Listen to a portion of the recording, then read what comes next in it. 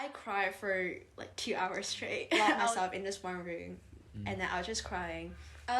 They clearly didn't really vote for me. Well, I'm like the only girl who applied for and the fact I didn't get it just like didn't help with the confidence. It justified me going to martial arts if that helps. I watched lectures during recess, and I'll just be crying, but super loudly, so everyone could definitely hear me. His company went to be, nationwide famous. He achieved a lot of international honors. They had the biggest market share in the whole Chinese market. We had nothing when he started with. They nearly went bankrupt. I would say the best thing about my parents is that they were never absent, but every night he'll come home for dinner. And he had no money, no resources, and he knew no one in Guangzhou, so it was all on him. Well, and later he met my mom, so then I don't know how he did it really. Like, I never really tell him on his face that you're my role model. Yeah. That would be very hard to say. Boys and girls, ladies and gentlemen, Happy New Year and welcome back to my podcast, Coffee's on Me, David Quan, where I strive to give guests legacy-worthy interviews that listeners can enjoy while cooking, commuting, relaxing, or walking their pets. Lit term at Cambridge is fully underway, and I'm recording another episode here in my room at Castle Court College, University of Cambridge. My guest is enjoying a cappuccino. We are approaching 10,000 podcast downloads, and if you have been enjoying the discussions on Spotify, Apple Podcasts, YouTube, or wherever you listen to podcasts, please do consider leaving a review and nominating a guest by contacting me via my Linktree, David Quan. A highlight has been seeing this podcast on people's Spotify Wraps for 2022, and I just cannot thank all the guests enough for their courage and insights. For those new to the podcast, welcome and thank you for your engagement. Please know that I don't take your time and feedback for granted, because when I started this podcast at a low point of my time at Cambridge, I was mostly, to be honest, nervous about humiliating myself. But I went ahead with this passion project based on 3 ideals, which also make up the content description for each episode. First, a purpose of giving. Second, learning from others. And third, sharing of stories. I'll be the first to recognise and admit my many inadequacies in how my communication, empathy and knowledge are still very much a work in progress. But I maintain this deep conviction that this passion project, if wholly true to the founding motivations about giving, learning and sharing, is a worthwhile pursuit. And indeed, it is the guests who deserve so much credit for their courage and insights. For now, I'm thrilled to be hosting my guest, Winnie, who I've had the honour to work closely with this year as part of CAMSIF, Cambridge Student Investment Fund. Winnie is a second-year PhysNatsci, which is Physics and Natural Sciences at Cambridge, at Churchill College, studying double chemistry and materials. She grew up in Guangzhou, China for the first 12 years of her life, then moved to Hong Kong with her family. While initially facing quite a bit of cultural shock, she managed to navigate the GCSE and IB system and found her new identity. In high school, she discovered her passion for computational chemistry and polymer science. Winnie then conducted 2 independent research on time-dependent density functional theory and drug discovery medium, respectively, which won her the Student of the Year Hong Kong in 2021. Winnie describes herself as the type of person who's always on the lookout to try something new. This was Muay Thai and Brazilian jiu-jitsu when she was 14. And in uni, Winnie explores her interest in investments and finance, particularly sales and trading. She's currently the Vice President of the Cambridge Student Investment Fund, CAMSIF. She will also intern at Morgan Stanley London office this summer in the trading division. It's a very impressive bio, Winnie, and I apologise for the pronunciation mistakes, which again is totally my fault. But welcome to my podcast, Coffee's on Me, David Quan. Thank you, David, for the introduction. It's an honour to be here.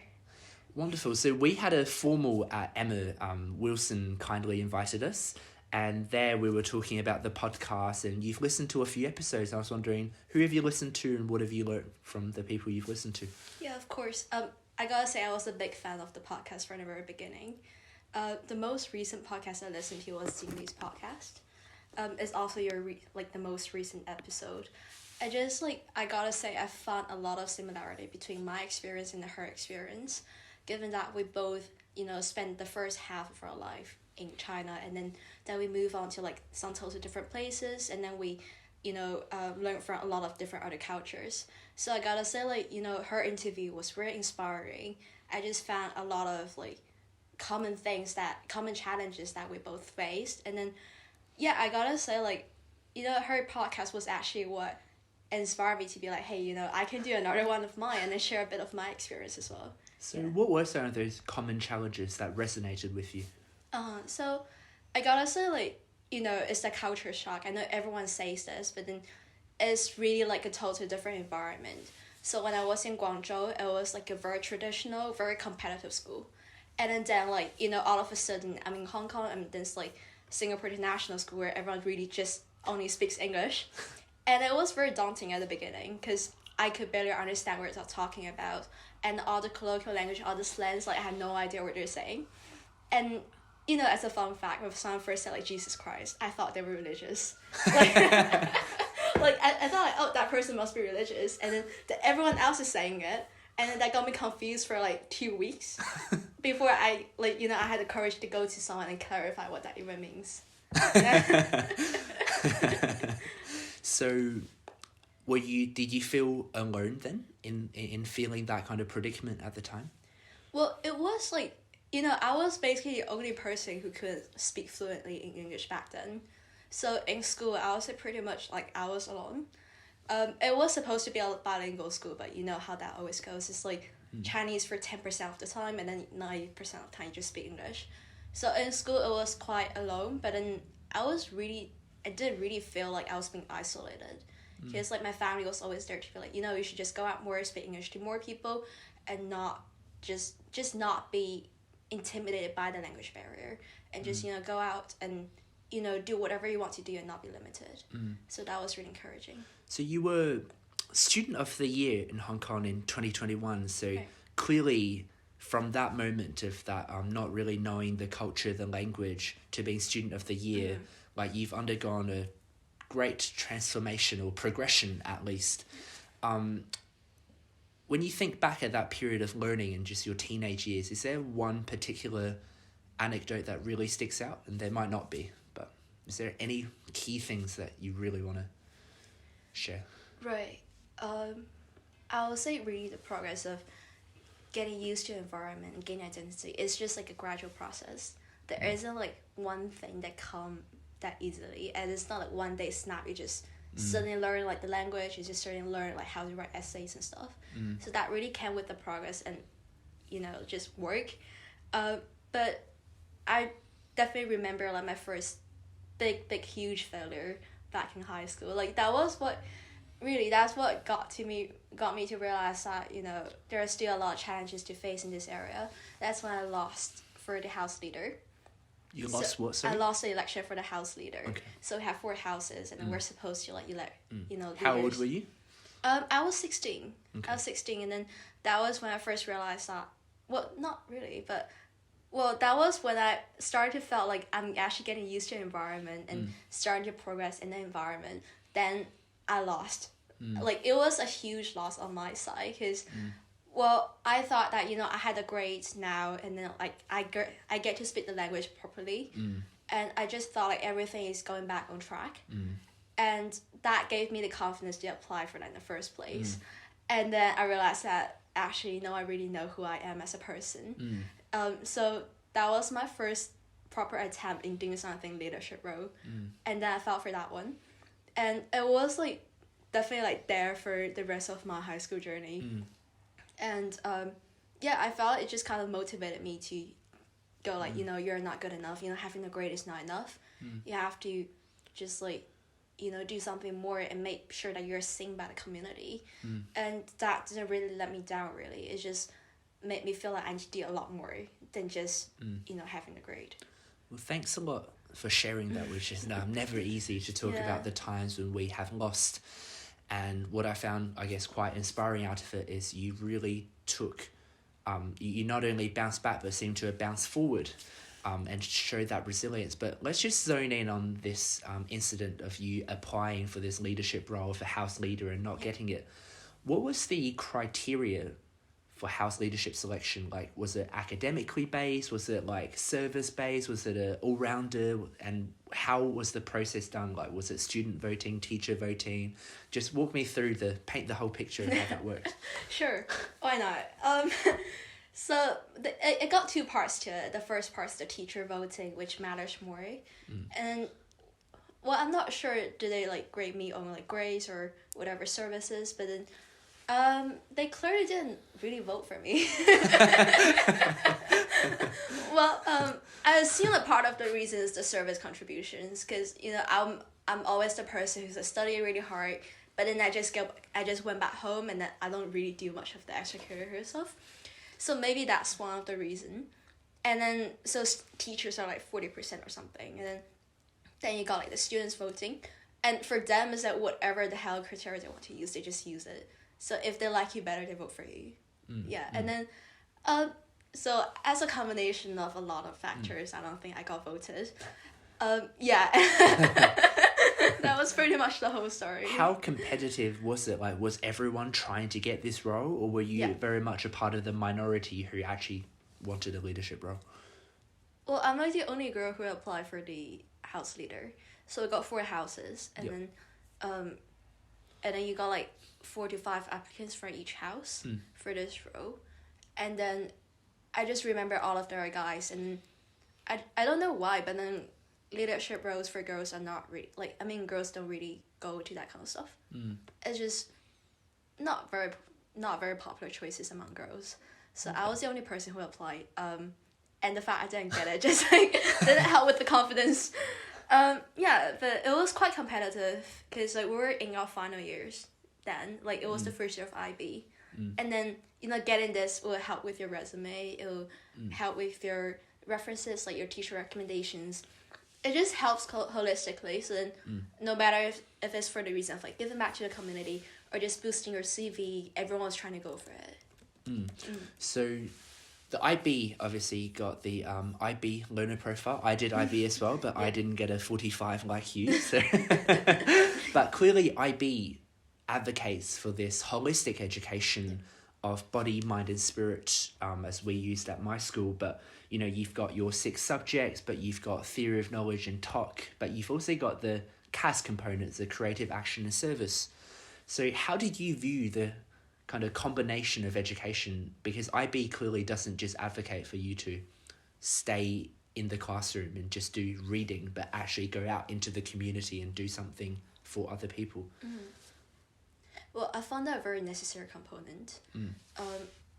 It's just like, back when I was doing IB, it just felt so painful because all the subjects and all like the commitments, it felt nearly a bit too much. But now I think back to it, really helped me to shape who I am as a person.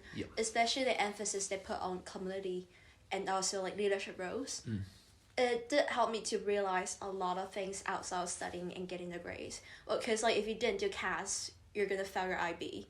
It's just like that was the direct consequences. Be ashamed to get a 45 fail CAS. And then fail CAS and not being able to graduate. That was like direct consequences. But then if our school haven't placed that much emphasis on, doing CAS, I'll probably make some very different choices in uni. If they were just like, get the 45 and then forget about all this, just pass, and not really encouraging us to go for more active roles, to, volunteer or to start societies in school or do whatever. I probably won't even go for CAMSIF. I'll just be in my room all the time studying, get the grades and then graduate. I'm not sure if you agree with me, but I think I don't actually see these two components as being separate. I think they're very much interrelated and they complement each other. For example, I think if I don't do my service, if I don't have the mindset of volunteering and serving the community, and if I don't do my sport or music, I actually wouldn't have done very well academically. Did you feel like the out of the classroom extracurricular activities actually helped your academic studies?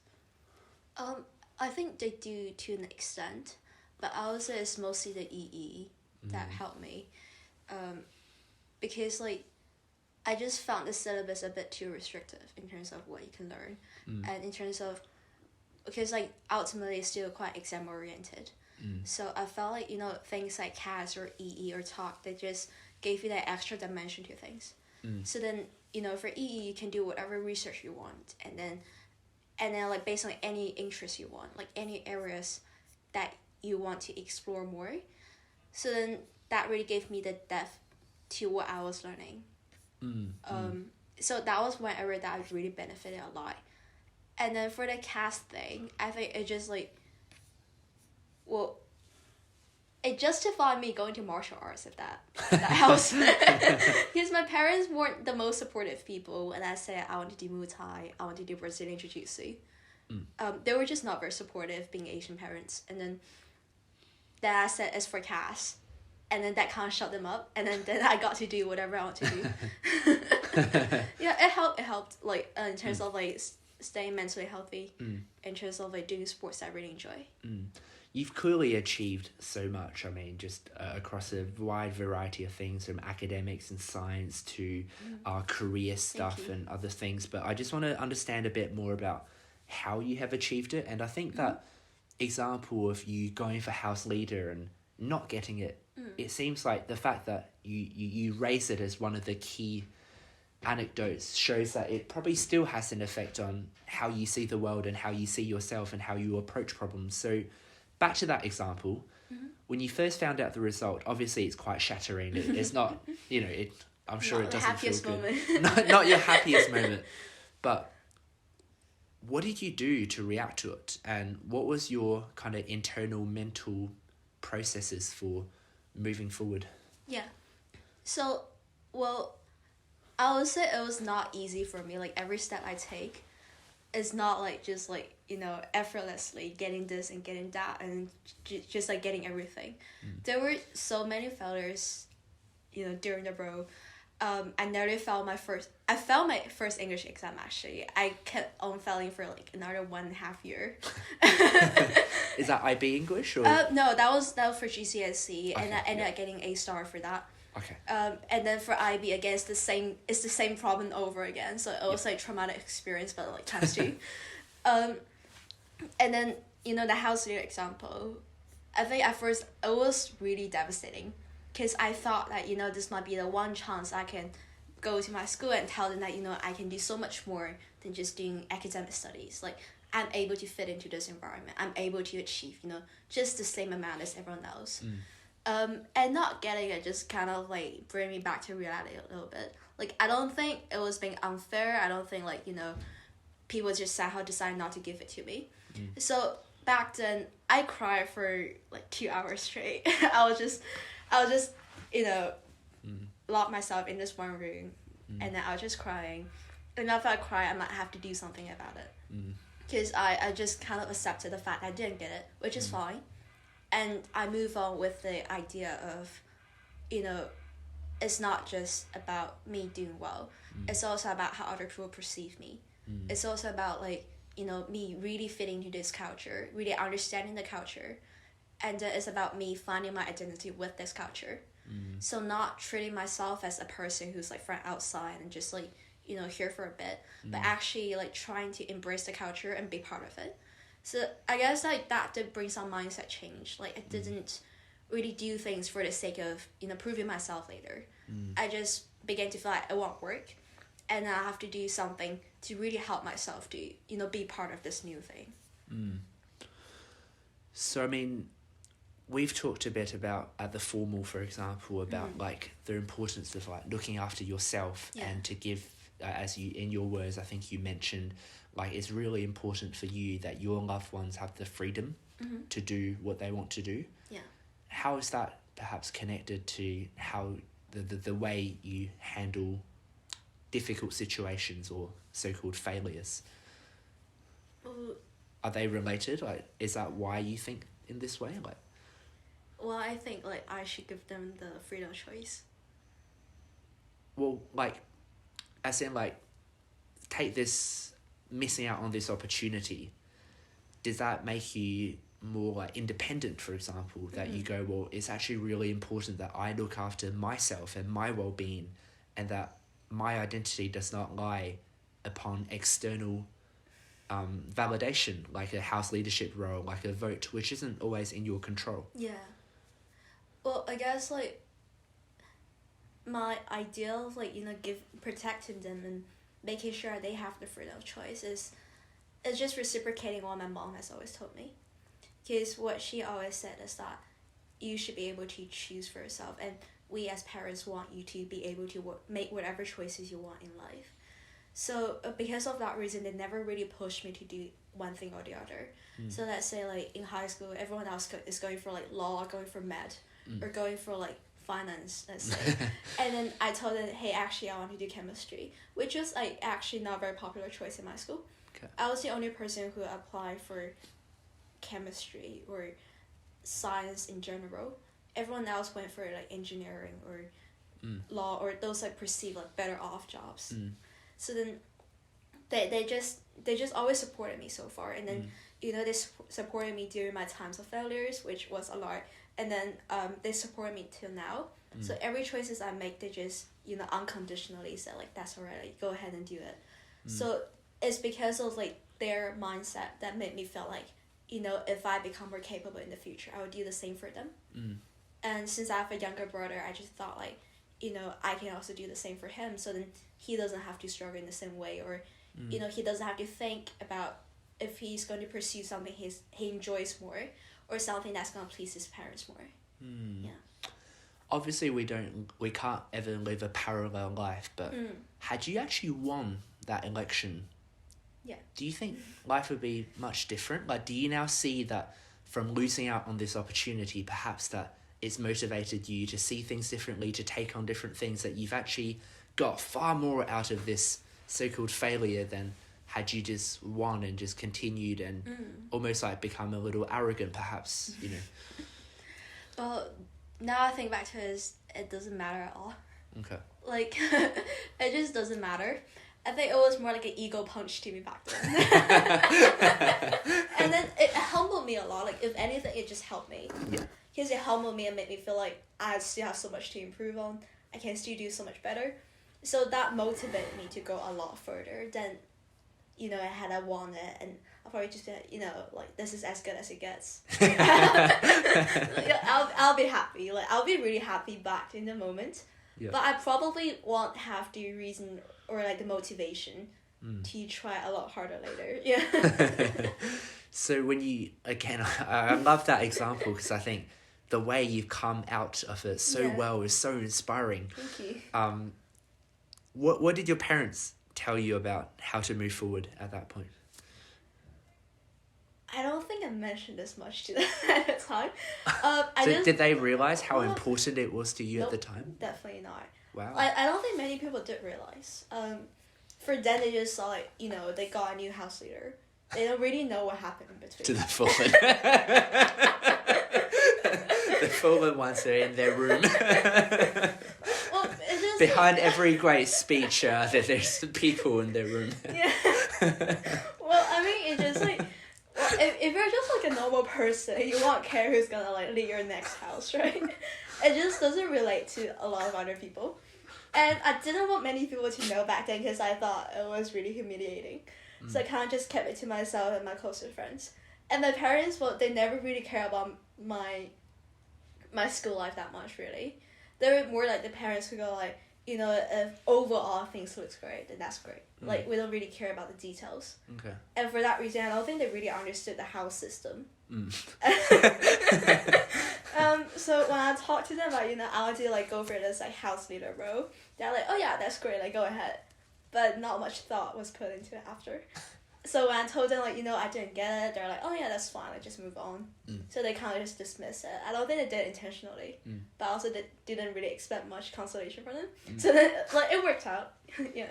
So if like at this point now that many years have passed, you go through a similar situation of applying for something, perhaps a job or whatever opportunity that you really, really wanted, and perhaps some of your other friends have got it and you didn't get it, would you still react in a similar way? Lock yourself in that room and do whatever you had done then? Or would you approach it differently? Well, I already experienced it. I got rejected by so many companies. Because I now see you as being quite open to talking about all the times you've been rejected and all the things, and I just wonder why the change? Right. Why do you not feel that humiliation now? I guess, well, back then, I just like saw that as like a symbol. It's more like a symbol than really like the actual job itself. So I thought like, if I get it, that means like I'm now accepted to this new community. Like, people do recognize me for what I did. So it was more like the meaning behind this application than really the job. But for now, I just felt like after so many years, and then, I've done so much, and then I've made so many friends, I have like so many new connections in UK or Hong Kong, that I don't need this validation. Like, I don't need this recognition anymore. Like, I am myself just, as good as this is. Like, I don't really need someone to give me a job as an approval of what I've done. So if I got rejected, I guess I'll just blame it on them. I'll be like, maybe I'm just not the best fit for this company. I'm just, not for this role. But I'm not gonna say to myself, be like, you're a failure, you didn't get this. Like, I just won't do the same thing. It's more like a change of mindset. Yeah. Okay, that's wonderful. Tell me more about being Student of the Year for Hong Kong. How did you get it? And it sounds pretty prestigious and important. A good validation, a very hard validation. Yeah, it was a nice one. I mean, especially after I got my IB results and I got accepted into here. So it was nice. So those few months must have been blissful. Cambridge, 45 IB, Student of the Year. Right. It was a lot of names. I was a bit overwhelmed. Didn't expect to get Student of the Year, to be honest. It was definitely who could? I think it would be foolish for anyone to think, I'm going to be Student of the Year. Like, I didn't expect to excel. We have like 2 rounds of selections, and then for the second round, they will tell you that you're top 3. So you have like the Student of the Year, you have the runner-up, and then the second runner-up. So we know that we're in top 3. And then they asked us to prepare a speech, like each of us to prepare a speech. Because it's on the day of the ceremony you're going to find out who actually get it. Oh. Yeah, so we are all supposed to write a speech, and I didn't. Because I thought there's no way I'm going to get this. Like, other people are so impressive. I just thought, like, it's not possible. It's not going to happen. And so when they said that I actually got it, like, well, I was just like, oh no, I'm gonna stay up there. Yeah, but I guess how borrow their speeches. That was a good idea. I just made something out on stage, but I guess how I got it was the research that I did. So I did 2 quite independent research on the 2 topics you mentioned, like TDDFT and drug delivery. And so they were both self-initiated. Apparently no one in my school has done that before. So people kind of just like, stick to GCSE and IB. They did the whole thing and then play a few other sports and then just graduate.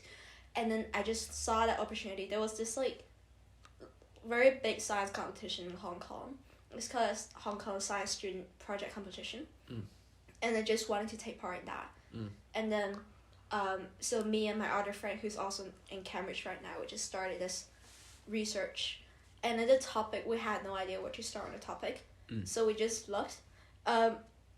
Like for that 1 year, I would say like all my time after school was spent on this. It was definitely like my biggest passion project.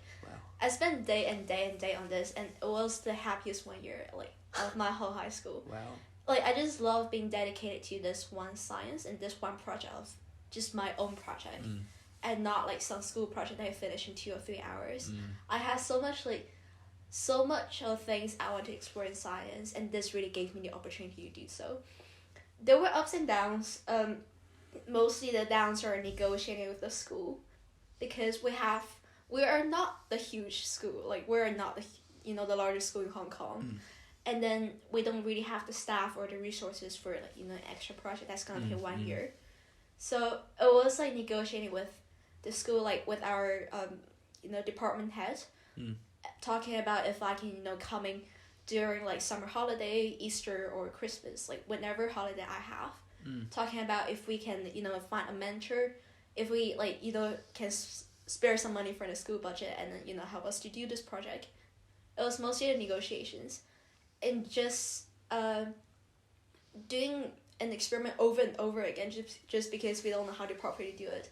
So we really started from scratch, and then we built the whole project. We built our own research paper. And I found it pretty amazing now I look back to it. And then we did won this championship for the science competition. And then I think that helped us to, it helped me at least to get a nomination.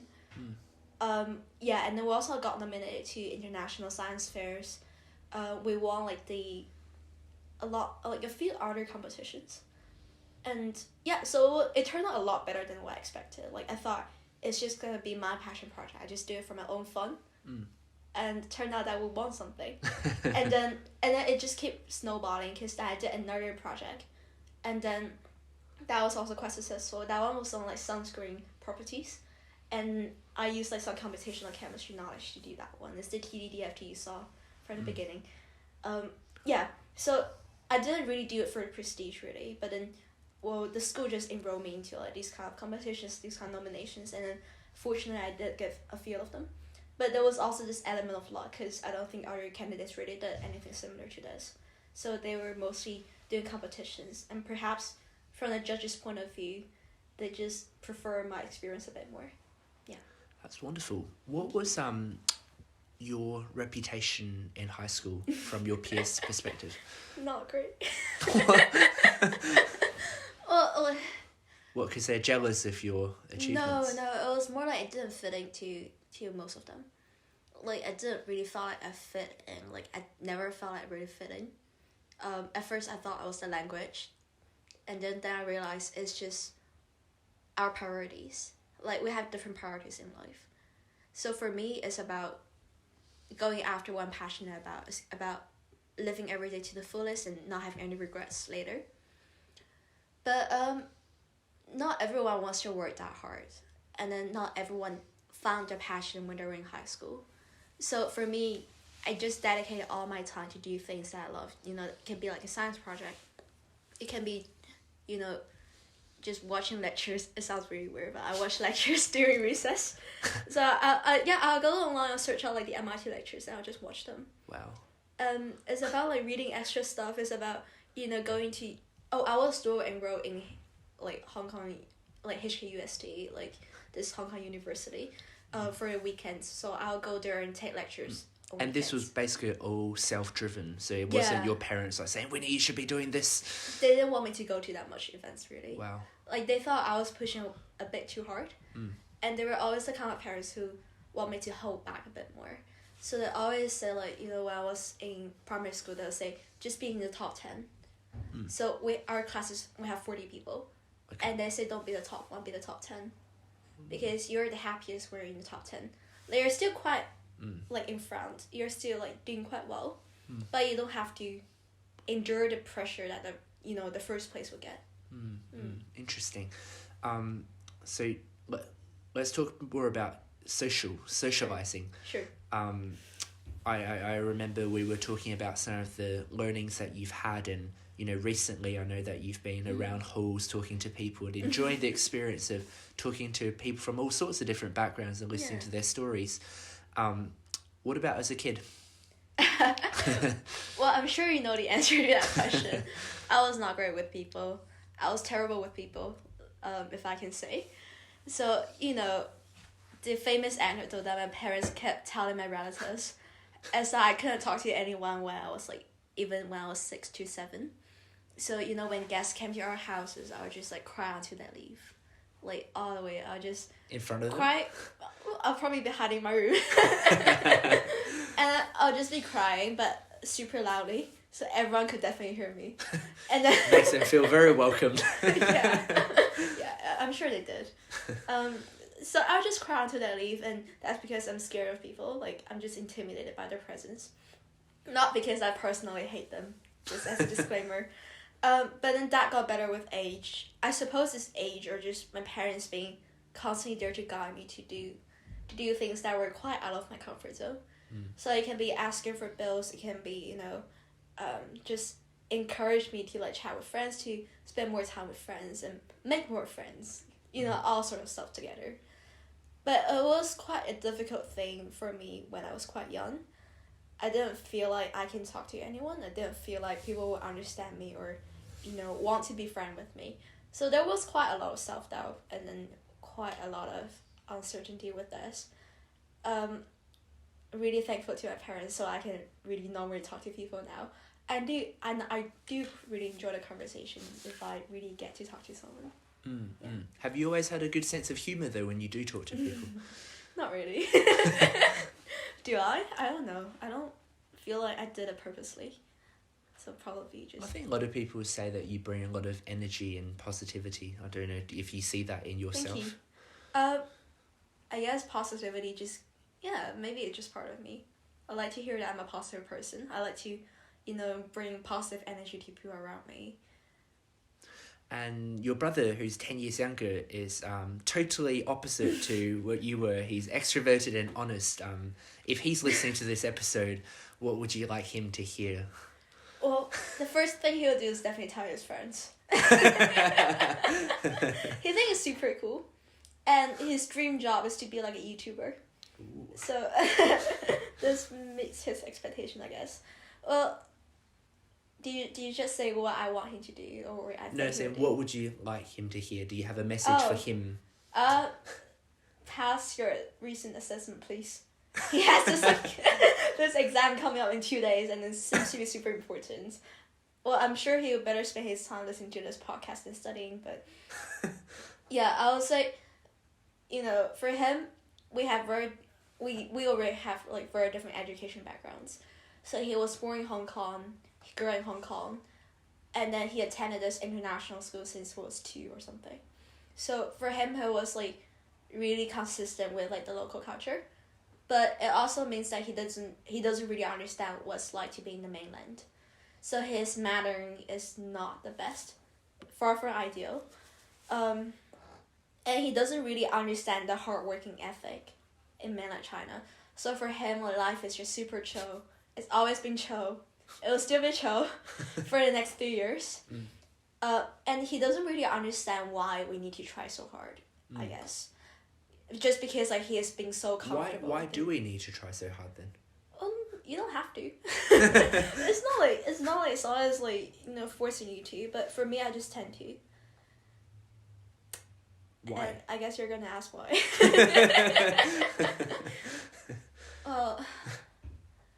I guess I just want to, because I felt like only if I try hard enough that I feel like there isn't any regret, that I can really tell myself that this is the best I can get, and I'm just always on the lookout to to ask what's next, like what else can I do, what else can I learn, how do I challenge myself more. I guess I'm just happiest when I'm the busiest. So when you say you win the lottery tomorrow, Winnie, right, would you still live this current lifestyle that you're living, or would things change? And I'll probably study harder because I want to invest that money now. I mean, like, money doesn't mean much in terms of like the value of your life. It's a necessity. You must have the money to keep on living, but for me it doesn't matter that much. Like, once you have a certain level of money, it just stopped mattering anymore, at least to me personally. So I think the value lies in something far greater than how much you earn. Who are your role models?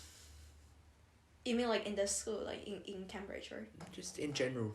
Who do you look up to, and whose example do you follow, and who do you often lean on for guidance? Right.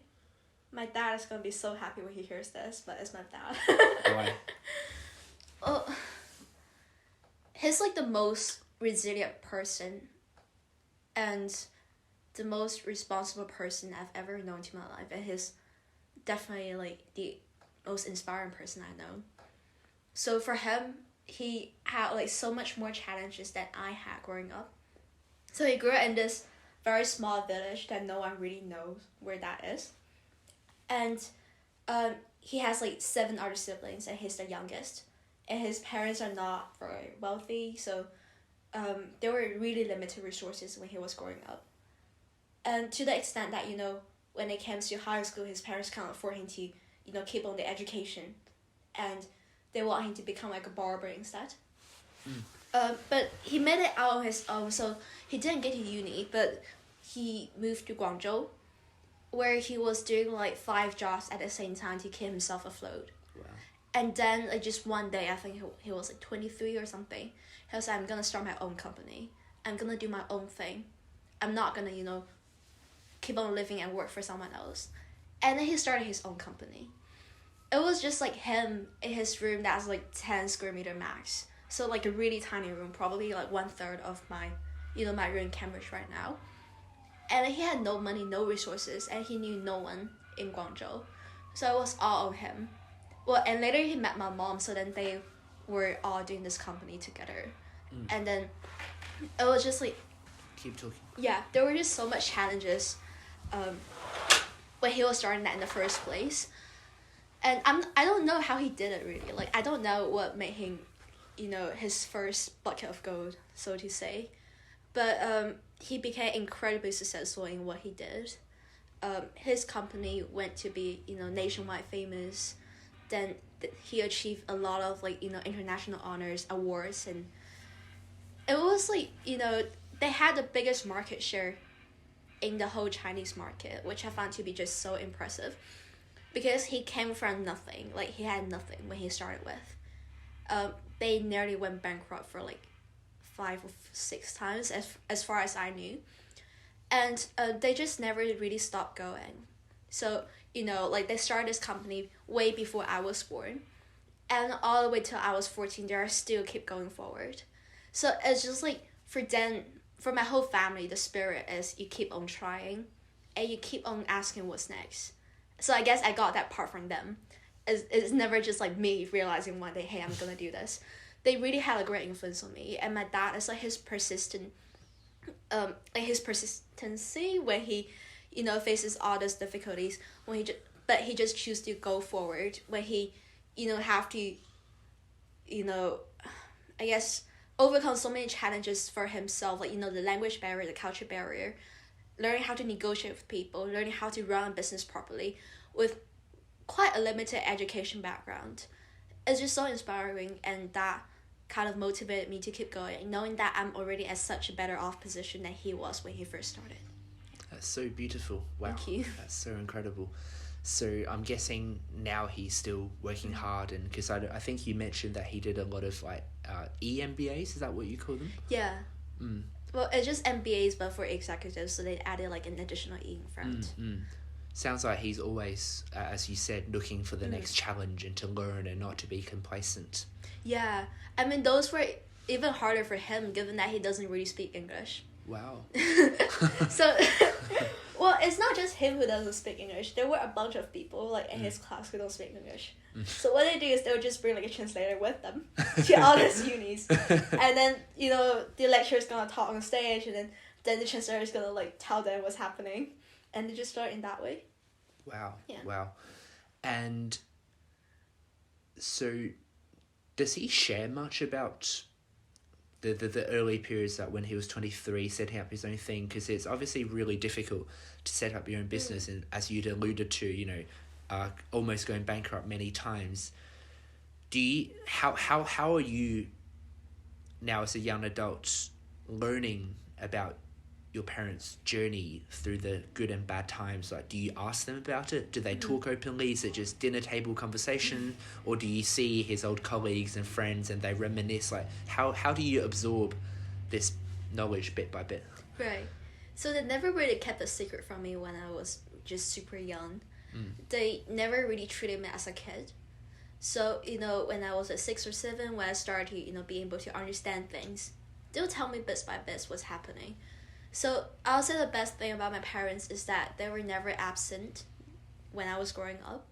So, you know, my dad, he was obviously super busy, but every night he'll come home for dinner. Wow. And it was every day. So I can't remember a single time that he, you know, just disappeared for 2 or 3 days because of work. So he was always there. The family was first for him. Yeah, yeah, definitely. And I just realized how rare that quality is, because for many people, they'll say, you know, family, well, we can always take care of that later. I'll focus on my career first. But he was never that kind of person. So, you know, during dinner time or when we went out for a walk after dinner, he would talk about things with my mom, and I'll be there to listen. And I'll ask him questions like, you know, how did this happen? Or how did that happen? and he'll be very patient and answer all of them to me. So that understanding of, you know, what they do on a daily basis, what kind of challenge they're facing, they were honest, like they were always super honest with me. So I did learn that, you know, when I was super young. But obviously it was not very in-depth. It was more like stories, pieces of stories that I just found quite interesting. And then now I grew older, they started to, like, you know, tell me more about the obstacles and the challenges. So when I was younger, it was all good and fun. It was all, like, you know, success. And now came the hard bit. Now that, you know, actually when you were 10, we were facing this and that challenges. We had, like, you know, whatever, like, we didn't have enough money to do this, we have to borrow, and then it was really high interest, have to negotiate and stuff. So now I'm beginning to understand that it was not as good as it sounded. But it's mainly just like our daily conversations. You know, I'll talk to them about whatever I'm facing in my life, and they'll tell me what's happening in the business now. And, you know, maybe during dinner time, they'll say, you know, like 5 years ago, this happened. And then today we're doing something different because of what happened before. Yeah. Wow, that's so cool. And I think that quality, as you said, to prioritize your family each and every day, like going back to eat with the family, because I think we all, me included, we all have this tendency to prioritize what is tangible and short-term and visible. What is very tangible and visible is negotiating a deal, is to finish an assignment, it is the amount of reactions you get on a social media. But there are things like raising a kid where your example or your devotion, your contribution doesn't yield an immediate effect. Like your kid may still rebel after you do that, but it's after 10, 20 years time that you can finally recognize how much your input and example and sacrifice has actually made an effect on them. And I think what you just shared about your parents is such a testament to their sacrifice and their very loving parenting style. And I hope that if they are listening to this, that they've made the right investment. And I'm sure they're incredibly proud of you, not just for your achievements like science, academics, investment fund. Like, none of that really matters, in my opinion, as much as the kind of the values that you show and the gratitude that you have for them. And I think it's tremendously touching. So thank you so much for sharing that. Thank you. I mean, we did have our problems, but I'm sure my dad would be very glad to hear, because I never really, you know, told him on his face that, you know, you're my role model. Yeah. That would be very hard to say. It is. Yeah. Like, I think maybe it's cultural. Like, I think, like, love is just easier to say than like in Chinese. I don't know why. But it's also that deep conviction that you know you love each other. Yeah. You just don't need to say it, because you can see it through your actions and how you make decisions, right? Yeah, I mean, even if I go up to my dad and say, like, I love you. Well, like, I can't. I can see you shivering. But can you say that to your mum, though? I can. It's just not to my dad. Like, he's never been the kind of person who is being, like, very explicit with his feelings. So he'll do things for you. He'll do nice things for you that tells you that he does love you. But normally he's a very tough person who doesn't really talk about this kind of stuff. And, you know, last time when I was leaving Hong Kong, which was, like, when Len's term was about to start, like, he and I, we went to the airport together. And just when I was about, you know, to go into the gates, I tried to hug him. And then he looked really surprised. And then he was also acting a bit unnatural, because we never really did that before. I just, you know, now I'm older and more emotionally mature. I want to show him that I love him just as much as my mom. So then I was trying to hug him, and then you can tell from his reaction how much he didn't expect this. So, you know, it's just never been part of our dynamics, and I'm not even sure if he knows that I look up to him, because like, we don't really talk about this kind of stuff normally. It's usually me and my mom talking about all this like stuff, and my dad would just be like aside and just listen quietly. So how good is his English now? Would he understand? Well, if my brother's there, I'm sure he will. More dinner table conversations then. What about like role models in terms of like celebrities? Is there any like external figures who you don't know personally but you really find inspiration in them? Right. I'm not really a celebrity person. Okay. But in here, I'm gonna put like a small advertisement. Like all the CAMSIF external speakers, they have inspired me in a way. Well, cause like at first I invited them because I thought they had so many more years of experience and so much more expertise than we do. But turns out that, you know, when each one of them came over, they share some quite interesting life philosophies. You know, so it was really a lot less technical and a lot more personal with them. And since I do want to go into that industry, I just found a lot of their life experience quite valuable. So that was quite inspiring. I can't really pinpoint a certain person, but, you know... Let's talk about finance then. Okay. Obviously we've worked together for the Cambridge Student Investment Fund. You've been vice president, brilliant vice president. And Thank you. how have you found the experience of working on the committee and what we have been able to achieve? Right. Well, I think you have been a very amazing president. To start with, I think, you know, each person lead in a different way. And the way you lead really does tie the team together. So, you know, what I really appreciate is the sense of community and the sense of team in this committee. So it's not just about, you know, you doing your job and you doing your job and then we just somehow match things up together. It felt like, you know, between friends and we're all achieving a single mission, which is a very nice feelings. And a lot of the committee members, they're also my very close friends. So, you know, working in CAMSIF doesn't feel like, you know, an extra burden or extra layer of responsibility just after I finish all my super work. It felt like something that's truly ours. So that sense of identity, I think, really kept me going. Mm-hmm. That's awesome. And yeah, I mean, it's been such a great privilege, as you said, to work together as friends. And I think we've built something tremendously special over the past couple of years.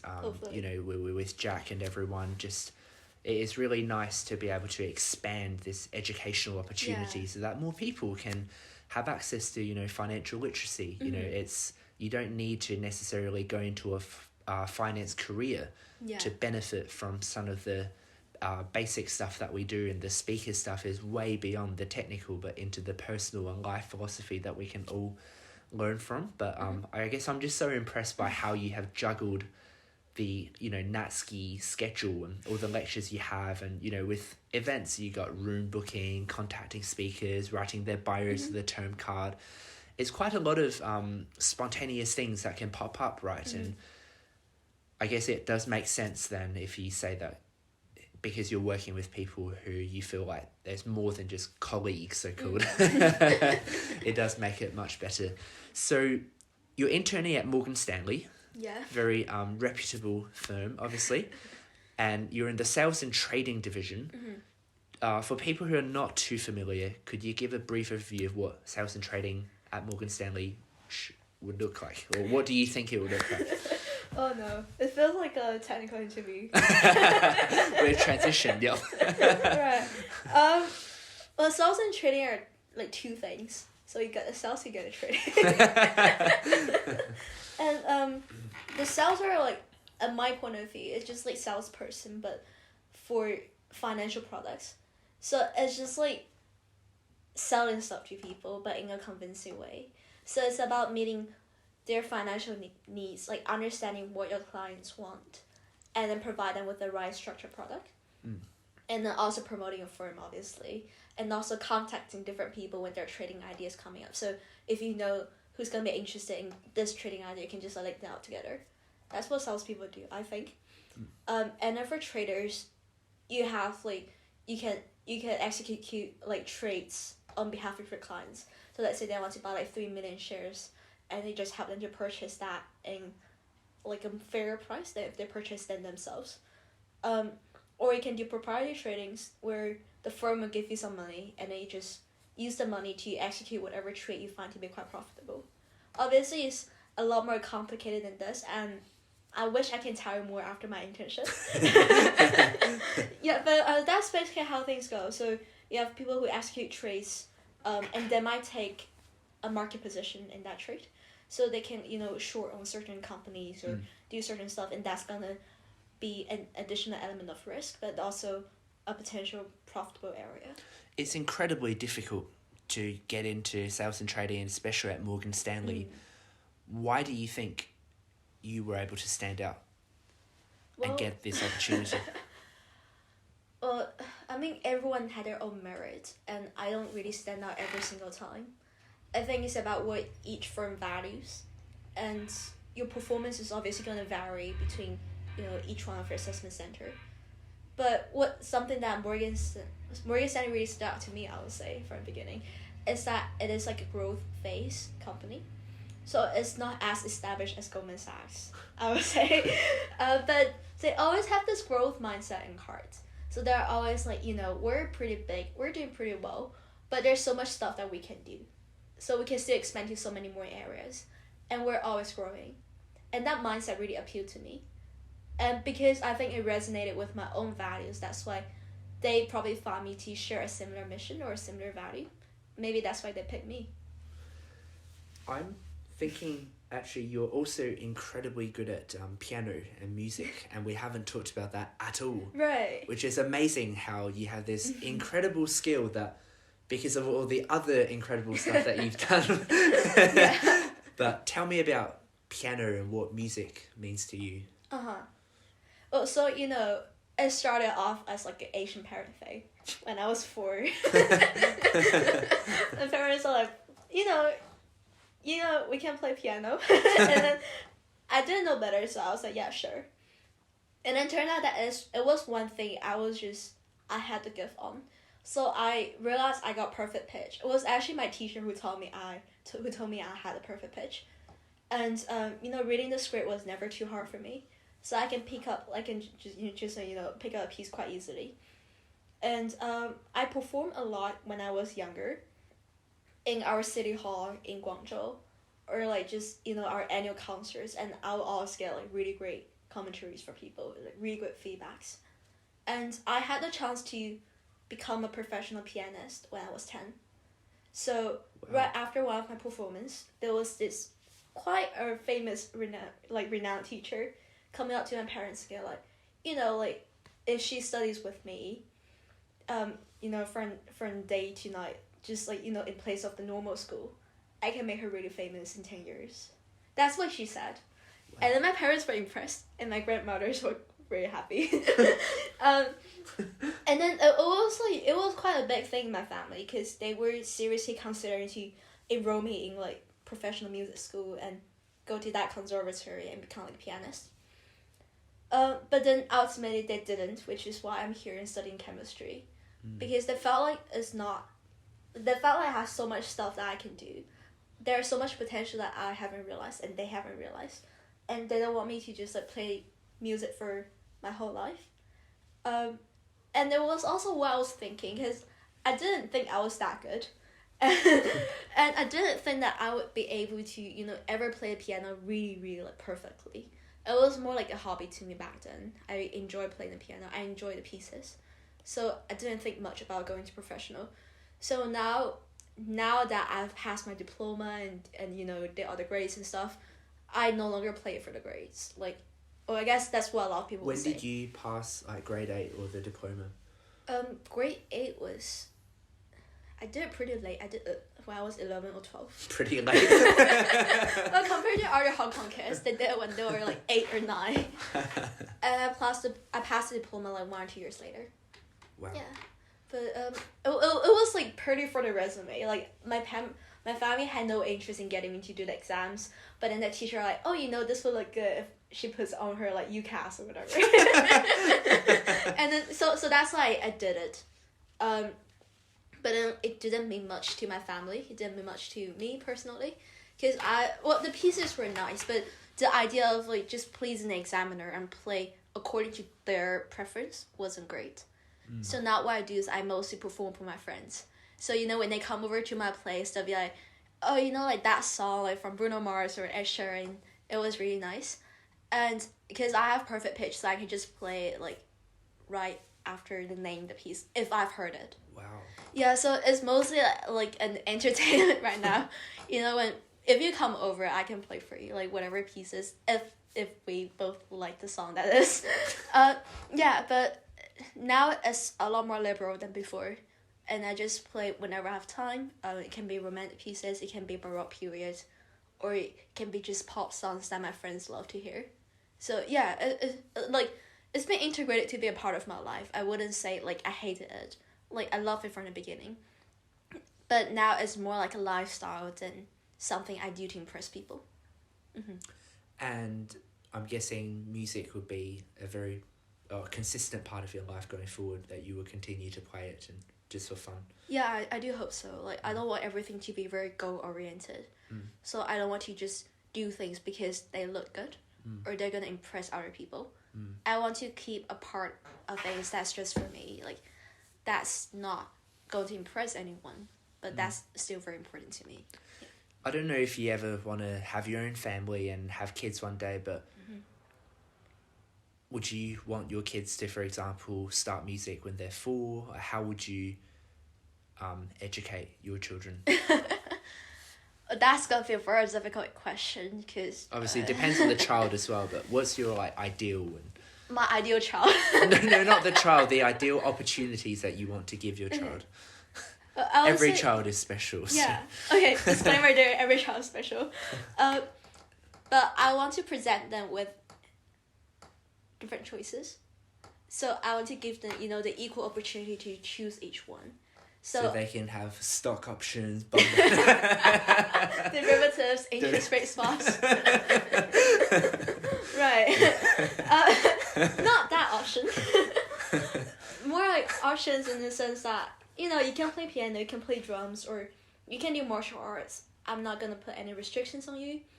And no matter what you choose to do, if you want to live like a super ambitious, goal-driven life, or you just want to be like a normal person and not having that much of responsibility, as long as if you feel like you're happy and that your life has been fulfilling and meaningful, like that would be good for you.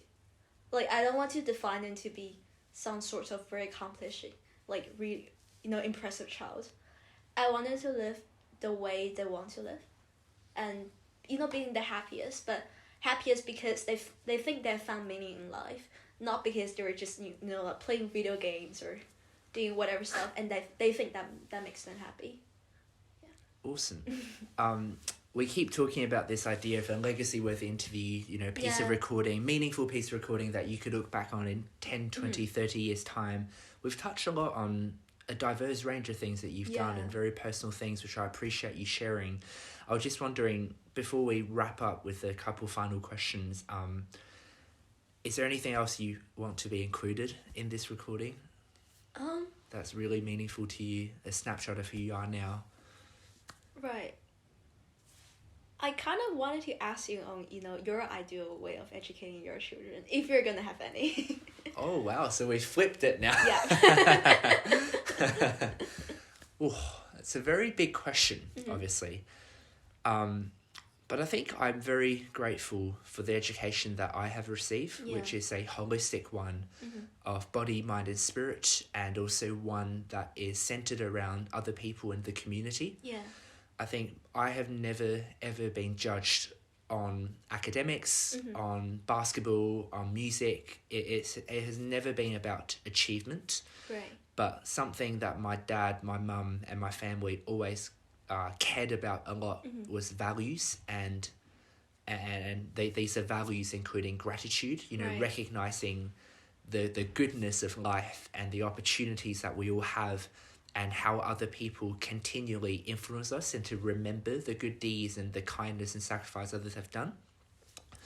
Another, I guess, key value would be kindness as well, which is similar, that we live to serve, we live to help other people and to do whatever we can to be a positive influence. And obviously there are other stuff like, hard work and resilience, but I think the core of an ideal education, in my opinion, is one that recognizes how how we are a part of a much larger puzzle, right. but nevertheless we each are a very crucial piece.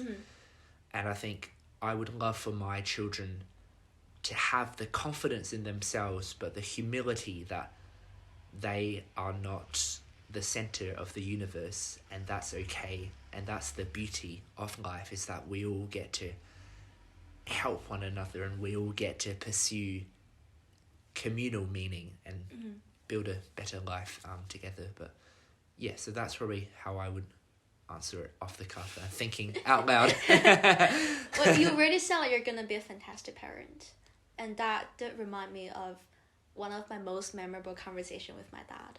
You know how conversation usually go with dads is usually really deep and really intense. But it was like during a period when I struggled with my uni applications. I didn't know what to put on my personal statement. And then he just came over and then he talked to me about one thing. He's like, I don't care what kind of person you'll become in the future, but you have to remember one thing, which is, I'm gonna say this in Chinese, 心中有大爱. So that means you care about more than yourself, and that you always have the greater good in mind. So you never just do things for your own good, but you always are on the lookout for other people. You always do things with a sense of community, a sense of greater purpose, a sense of kindness to other people. So he was just stressing that to me when I was really confused about that. Like, I didn't quite understand why he was just all of a sudden saying that that's not gonna help with my application. But now I think back to it, it was one of the most serious conversations he ever had with me. And because of that confusion, I guess I just held that at the back of my mind all the way till now. And the more I experience, the more I realize how important that is, really. It's beautiful. Yeah. Thank you so much. No worries. Thank you for having me today. Oh, no, you're not finished yet. Oh, you're not off the cuff just yet. Okay. Well, let's keep on with the questions. Final two then. Okay. Actually, instead of the second to last one, I'm going to ask a series of rapid fire questions. So a few rapid fires will make, meaning that you just have to give the instant response. Yeah. Favorite book? Principles. By Ray Dalio. Yep, that's right. What's one instrument that you wish you were really good at? Violin. It sounds cool. Which other, like, if it wasn't Morgan Stanley, which other bank would you want to do your internship in next summer? I want to go to a hedge fund, really. Favorite fruit? Mango. Color? Blue. The one event that you wouldn't miss for an Olympics? Watching, that is. Or yeah. Well, shit, I don't watch Olympics.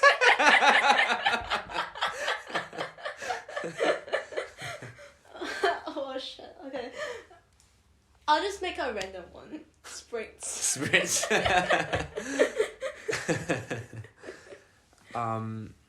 If it wasn't Natsci, what would you be studying at Cambridge? Math or computer science. What's the one word you would like people to think of when they hear Winnie? Scary. Scary. And final, not rapid fire, this is the final question. Great. And you would have heard it, the same one that I asked most people. What's one message, quote, or saying you wish every educator would promote and every kid would internalize? Well, I would say girls can do anything they want. Because, like, you know how, like, this might be an Asian thing, but you know how STEM was never really encouraged among girls? There was just, like, this systematic bias that girls won't do as well as boys when it comes to STEM subjects. It's been, like, just this assumption at the back of people's head, especially in, like, Hong Kong and China. So, well, I mean, it was just never the top options for girls. It's usually humanities. I'm not sure why people might think that way. But I just wish that, there can be more equal opportunities and girls who feel like they can do it. It's good that you have role models now. to like inspire more people. But really, if there's one message, I would say like you can do anything you want. It can obviously be humanities, HSBS or stuff like that. But if you want to do like more rigorous subjects like computer, math, and those kind of things, you can also do them. I think next time I head to your place, you're gonna have to play Beyonce's "Run the World," "Girls Run the World." Oh yeah, I'll learn that piece. No, but it's been a great pleasure, and I think, Winnie, just all the conversations that we've had and working together with you for CAMSIF, and as we said, we've built something far bigger than any event or term card or any of that, but it's the shared memories that we will forever be able to have of working on that team as friends, and I just want to thank you for being the scary person that you are. Well, thank you for bringing up the key word. Not great. Yeah, but no, like CAMSIF is a very huge part of my second year here. And I do find a sense of, identity, a sense of belonging in that team. So thank you for being a great team. Let's keep investing in ourselves. See you around. Thanks, Winnie. Thank you.